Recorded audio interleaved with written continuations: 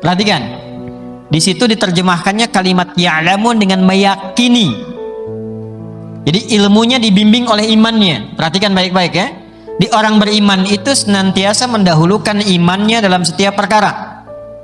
Walaupun nanti ilmunya karena tipis ilmu, belum banyak, sehingga belum mampu membantu logikanya untuk mencerna, dia dahulukan imannya. Iman dulu, yakin dulu, baru hikmah datang membantu akalnya untuk memahami itu.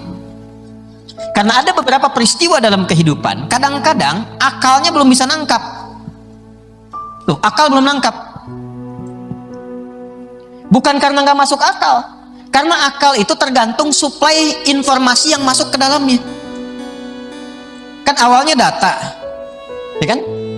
Diolah di akal ini, data ini menjadi informasi. Nanti diterjemahkan ini menjadi knowledge. Dari knowledge diterjemahkan ke bagian tubuh kita menjadi sikap. Dibimbing, ini yang harus kamu lakukan. Ya, nah kadang-kadang proses di akal ini, kalau informasinya datanya kurang lengkap, maka akal ini akan mempertanyakan, ini nggak masuk akal nih. Jadi kadang-kadang ada peristiwa yang bukan nggak masuk akal, akalnya belum dapat suplai ilmu yang jelas, belum dapat informasi yang utuh sehingga belum bisa nangkap. Dulu zaman Nabi SAW berangkat dari Mekah ke Palestina, dari Masjidil Haram ke Masjidil Aqsa, nggak mungkin dilakukan kecuali berbulan-bulan, minimal misalnya bisa 3 bulan,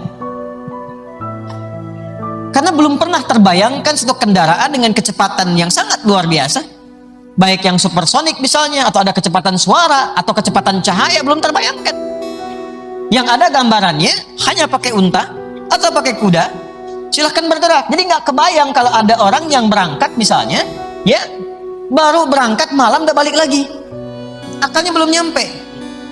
Maka dari itu mukjizat datang untuk menggugurkan ya konsep-konsep akal yang kadang-kadang merasa unggul, merasa hebat dengan akal itu.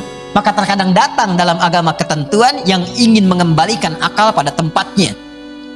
Karena namanya manusia pasti punya keterbatasan. Maaf, Anda punya mata, terbatas tidak? Terbatas, semakin jauh jarak pandangnya semakin tak terlihat.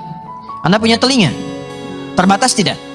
Di bawah 20 Hz, di atas 20.000 Hz gak akan terdengar, ya kan? Mata Anda terbatas, telinga Anda terbatas, Anda punya akal? Punya. Jadi kalau mata terbatas, telinga terbatas, kenapa akal Anda nggak mau terbatas? Karena itu orang yang selalu hebat mengatakan akalnya luar biasa, logik dan sebagainya, kadang-kadang Allah datangkan sesuatu yang di luar kemampuan akalnya untuk menunjukkan kamu itu manusia yang terbatas. Maka saat akal tak mampu mencerna, gunakan iman untuk memahami itu semua. Karena itu kalau Anda mendapati dalam kehidupan hal-hal yang sekiranya belum mampu ditangkap oleh akal, logika Anda belum masuk ke situ, tapi dia tertuang dalam ayat, dalam hadis, jangan ditolak dulu, imani dulu. Iman dulu, nanti setelah iman Allah akan datangkan hikmah. Hikmah itu yang membantu akal untuk memahami.